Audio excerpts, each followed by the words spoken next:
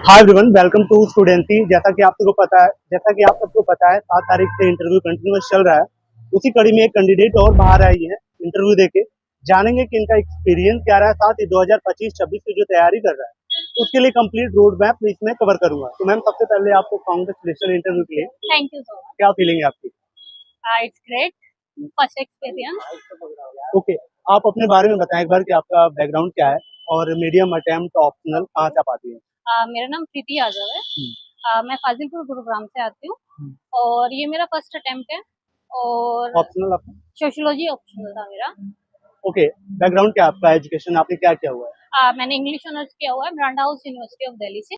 Okay, ठीक है। तो जब आप इंटरव्यू हॉल में जाती है, जो आपने सोचा था वैसे ही कुछ घटनाएं घटित हुई थी या फिर कुछ अलग वहाँ पे सीन क्रिएट हुआ? Actually this is my first experience, Okay. First interview and first attempt, तो it's totally new for me. जैसा सोचा था, हाँ, काफी अच्छा हद तक काफी अच्छा गया है मेरा। हाँ। क्वेश्चन कैसे स्टार्ट हुआ? लेवल क्या था क्वेश्चन का जो स्टार्ट हुआ था? Just tell about yourself. Okay And then what's your hobbies okay and what you achieve in your life, something okay achieve you are in life, इसी रिलेटेड सब क्वेश्चंस थे स्टार्टिंग में। फिर उसके बाद लेवल्स अप होते गए। अगर मैं लेवल की आप जो अभी बात की, अगर मैं वो पूछूं कि आपका डेप्थ से, करंट से, स्टैटिक जो आपने पूरे जर्नी में अपनी तैयारी के दौरान पढ़ा था, उन सब से क्या क्या कैसे क्वेश्चन पूछे गए? क्वेश्चन अगर रिकॉल कर पा रही हैं आप तो थोड़ा एक एक करके बता दें। तो याद दो, कोई भी याद हो। करंट अफेयर से कुछ था? हाँ, करंट अफेयर से भी था। जो अभी ग्रैप चल रहा है, उसके रिलेटेड भी क्वेश्चन पूछे गए थे और काफी और भी क्वेश्चन पूछे गए थे। बट ऐसा है कि करंट अफेयर्स अगर आप कर रहे हो तो इतनी डिफिकल्टीज आपको आएगी नहीं। न्यूज़पेपर अगर रीडिंग कर रहे हो डेली तो इट्स ओके, इट्स फाइन। आपका ऑप्शनल सोशियोलॉजी आपने बताया। एक बार थोड़ा सोशियोलॉजी का मेरे पे कई सारे कमेंट आ रहे थे कि सोशियोलॉजी का ब्रीफ एक बार आप थोड़ा सा बुक लिस्ट वगैरह बता दे, कट टू कट जो आपने फॉलो किया हो। बुक लिस्ट मैं सारी अभी आपको मैंने लिखी हुई है, मैं आपको सभी बता भी दूंगी और आप अपने कमेंट में लिंक शेयर कर देना उससे और सारी चीजें आप बता देना। ओके, और भी कुछ कमेंट आ रहे थे, कुछ डॉक्यूमेंट है क्या जो कि इंटरव्यू हॉल में आपको लेके जाना होता है? थोड़ा सा बता देंगे तो गाइड हो जाएगा। हाँ, डॉक्यूमेंट्स लेके जाने पड़ते हैं। जैसे जो डेफ है वो आपको लेके जाना पड़ेगा साथ में आप अपनी फोटोज भी ले जा सकते हैं और मतलब ऐसा ज्यादा कुछ नहीं, गवर्नमेंट नहीं, ऐसा कुछ नहीं। आपको मतलब आपके एक आईडी होनी चाहिए आपके पास, कोई भी गवर्नमेंट आईडी, और उसके अलावा आपका डेफ होना चाहिए आपके पास। ओके, आप एक बेस्ट कैंडिडेट हैं जो कि फर्स्ट अटेम्प्ट में यहाँ तक पहुंचे। तो मैं ये जानना चाहूंगा, 25 तारीख को प्रीलिम्स होने वाला है, कुछ टाइम रह गया, मतलब 4.5 महीने के आसपास। इस टाइम ड्यूरेशन को कैसे स्लॉट किया जाए एक बिगिनर के लिए? अभी तक आपने जो पढ़ा है वो, और उसके साथ डेली न्यूज़पेपर और डेली जो अभी तक आपने रिवाइज किया है, जो अभी तक पढ़ा है वो बेस्ट है। उसके बाद उसी को रिवाइज करें, यही मैं बोलूंगी। थोड़ा सा ये तो सिंपल सा हो गया, थोड़ा सा ज्यादा ही, थोड़ा सा सब्जेक्ट वजह से जो कोर सब्जेक्ट है आपके, इकोनॉमी, हिस्ट्री, ज्योग्राफी, जो कोर सब्जेक्ट हैं उनके लिए थोड़ा सा इस टाइम के हिसाब से आप बता दें कैसे रिवीजन करना है। अगर आप होती तो क्या करती? अभी आपने जितना भी जो मेन था, अभी आप सोशियोलॉजी मतलब आपका जो ऑप्शनल है उस पर ध्यान दीजिए बस, क्योंकि जो ऑप्शनल है वही आपका बेस बनाता है कि आपके कितने मार्क्स आने हैं, कितना क्या है। और ये प्रीलिम्स है, प्रीलिम्स में आपको सिर्फ क्लियर करना होता है, मेन चीजें क्लियर करना है, तो आप उसी के हिसाब से सिर्फ फोकस करें कि आप क्लियर कर पाए।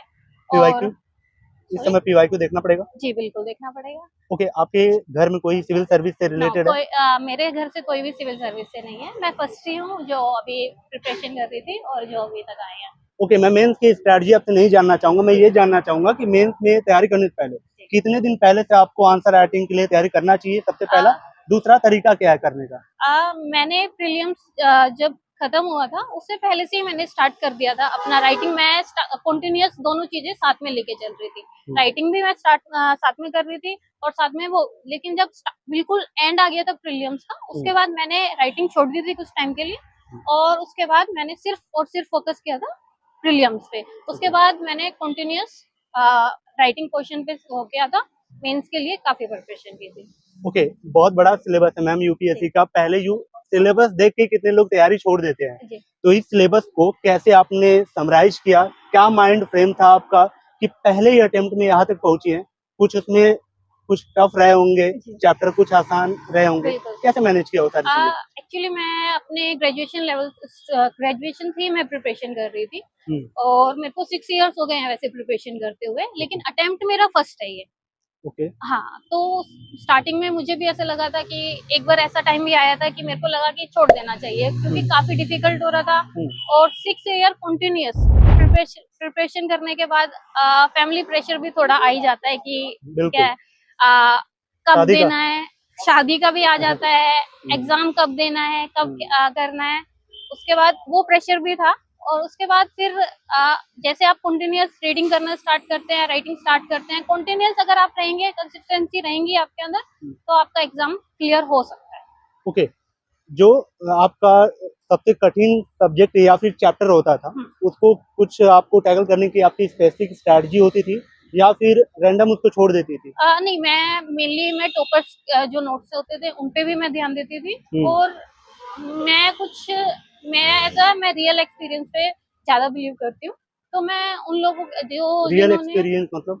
जो सिविल सर्वेंट्स हैं, मैं उनसे भी अच्छा, मिलती रहती थी। ओके ओके, हाँ, उन सबसे भी मिलती थी। ठीक है। आजकल सीसेट की जो दिक्कत हो रही है, वहां तक ये भी सुनने को आ रहा है कि आईआईटीएन भी फेल हो रहे हैं। हाँ जी। आपका ह्यूमैनिटी बैकग्राउंड था, जी। तो फिर वो कैसे टैकल हुआ? आप अगर कंटिन्यूअस प्रिपरेशन करते रहते हैं, आप कंटिन्यूअस करते रहते हैं, तो आप टैकल कर सकते हैं। ऐसा कुछ चैप्टर हैं आपके जो जिसपे सिर्फ उन्हीं पे फोकस किया आपने? नहीं, ऐसा कुछ नहीं है, मैंने सभी पे फोकस किया, बट जो मेनली ऐसा है कि मेरे को ऐसा लग रहा था, हाँ मार्क्स गेनिंग है और मेरे लिए थोड़ा सा इजी पड़ रहा था, वही मैंने किया मेनली। ओके, एक दो क्वेश्चन लास्ट मैम। जैसे नोट्स कैसे बनाएं, ये सिंपल सा क्वेश्चन हो जाएगा, सब जानते हैं कैसे बनाना है, लेकिन क्या पहली रीडिंग से बनाना चाहिए? और उस रीडिंग में क्या क्या होगा? आपके एनसीईआरटी स्टैंडर्ड बुक या फिर किसी कोचिंग के जो नोट्स हम लेके आते हैं? मैंने स्टार्टिंग में कोचिंग स्टार्ट की थी, कोचिंग भी ली थी मैंने स्टार्टिंग में, 2 इयर्स मैंने कोचिंग ली थी। ओके। बट मुझे ऐसा बेस क्लियर के लिए ही मैंने किया था, कोचिंग स्टार्ट की थी। उसके बाद मैंने अपना खुद ही नोट्स बनाने स्टार्ट किए, लेकिन जो मैंने रीडिंग स्टार्ट की थी, रीडिंग के बाद मैंने फर्स्ट रीडिंग के बाद से स्टार्ट किए नोट्स बनाने। ओके। हाँ। इस पूरे जर्नी ने आपको क्या सिखाया? इस जर्नी ने यही सिखाया है कि कांस्टेंट रहो और हार्ड वर्क करते रहो, हार्ड वर्क के साथ स्मार्ट वर्क भी करो। कुछ सैक्रिफाइस करना पड़ा? बिल्कुल। क्या चीज? फ्रेंड्स और फैमिली से भी दूर रहना पड़ा, फ्रेंड्स से भी दूर रहना पड़ा, सोशल लाइफ को भी बिल्कुल ही अपनी लाइफ से हटाना पड़ा। तो यही सब काफी और चीजें भी हैं। सबसे ज्यादा वीकनेस क्या है आपकी इस जर्नी में जो आपको रियलाइज हुआ? मुझे ऐसा लगता है कि फैमिली से दूर रहना। वही। हाँ। ठीक है, विश ऑल द बेस्ट आपके Thank you तैयारी so के लिए। much. होप गाइस वीडियो आपको वैल्यूएबल लगी हो, कैसी लगी कमेंट करके बताएं। अगर जो मैं क्वेश्चन ना पूछ पाया हूँ वो भी कमेंट करें, ताकि मैं किसी अगले कैंडिडेट से वो चीजें पूछ पाऊँ। चलिए मिलते हैं किसी और ऐसे शानदार वीडियो में, तब तक के लिए thank you so much, bye bye, wish all.